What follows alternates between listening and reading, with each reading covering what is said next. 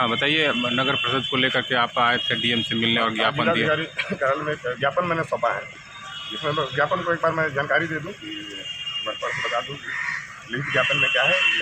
सेवा में जिलाधिकारी महोदय बक्सर नगर परिषद बक्सर में हुई लूट खुली छूट देने के संबंध में महोदय, नगर परिषद बक्सर में हर साल सरकारी खजाने से करोड़ों रुपए का घपला होता है। घर का नक्शा पास करने, होल्डिंग टैक्स जमा करने से लेकर योजनाओं में भारी कमीशन का खेल चल रहा है।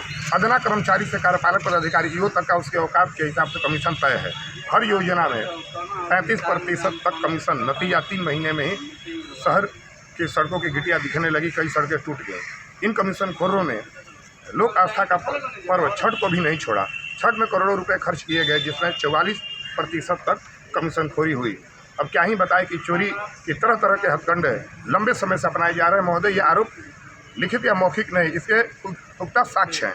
लेकिन अफसोस कि बार बार शिकायती आवेदन देने के बावजूद लगभग हर किसी ने पर्दा डालने का ही प्रयास किया। बात खत्म करने के नाम पे मेरा मुंह बंद करने की कोशिश की गई। मोटी रकम की पेशगी भी हुई, लेकिन मैं उन सरकारी अधिकारियों की तरह अपना हिस्सा लेकर चुप नहीं बैठा। मुझ जैसे सामान्य आदमी को यह जायज़ नहीं लगा। मेरे ईमान ने मुझे रोका। मैं अब भी लड़ रहा हूँ। अब तो मेरे पास इस लूटपाट के पुख्ता प्रमाण मौजूद हैं। यह आवेदन आपके हवाले इस उम्मीद से कर रहा हूँ कि आप भारत की सर्वोच्च परीक्षा से चुने गए हैं। ईमान तो आपके पास भी होगा ही। जब मुझ जैसे को मेरे ईमान ने रोका तो आप तो IAS हैं। हाँ, इतना दावा जरूर है कि अगर ईमान से आप खुद ही जांच कर दे तो घोटाले की रकम दे और जान माथा ठनक जाएगा। महंगी गाड़ियों में घूम रहे कई लोग जेल चले जाएंगे। और आपसे मैं कह रहा हूं कि हाँ, ऐसा ही होगा। सरकारी खजाने के लूट की कश्ती अब आपके हवाले है।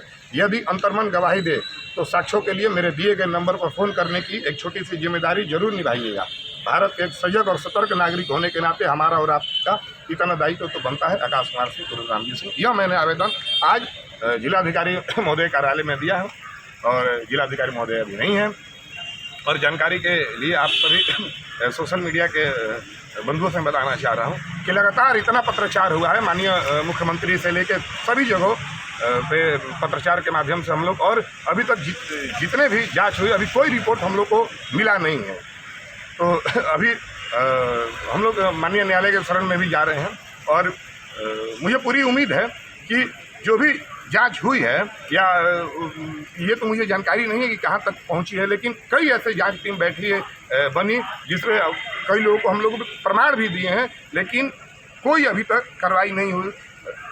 और मैं आम जनता से भी ये बताना चाह रहा हूँ आप लोग के माध्यम से कि उप चेयरमैन पद बड़ा होता है कि जिलाधिकारी को लिखित आवेदन हम लोग पैड पे दिए। उसके बाद भी आज से 5 महीना लगभग पहले जम के जिला मुख्यालय में यह नगर का ये हाल, बक्सर नगर का ये हाल है, तो दूर ग्रामीण क्षेत्र की बात नहीं छोड़िए कि नगर में जिला मुख्यालय में यह हाल है कि रोड 2 महीना 3 महीना में ही सड़कें टूटने लगी। जो नई सड़क बनी वो टूटने लगी और नगर का ये हाल है। लिखित आवेदन देने के बाद भी आज भी वो जांच हो सकती है और उस पर कुछ कार्रवाई नहीं किसी दोषी पे। मैं यहाँ तक मैंने बताया कि आप जेई का, नगर परिषद के जेई का नाम बताइए, मैं उसका प्रमाण दे रहा हूँ, मैं उसका रिकॉर्डिंग दे रहा हूँ। आप किसी भी कर्मचारी का नाम बताइए, उसका दे रहा। उसके बावजूद भी अगर कार्रवाई नहीं होती है तो आप समझ सकते हैं, आम जनता समझ सकती है कि कितना बड़ा यह नेटवर्क है और इस नेटवर्क में हम लोग फिट नहीं बैठ रहे हैं। और इसीलिए अब और 10 दिन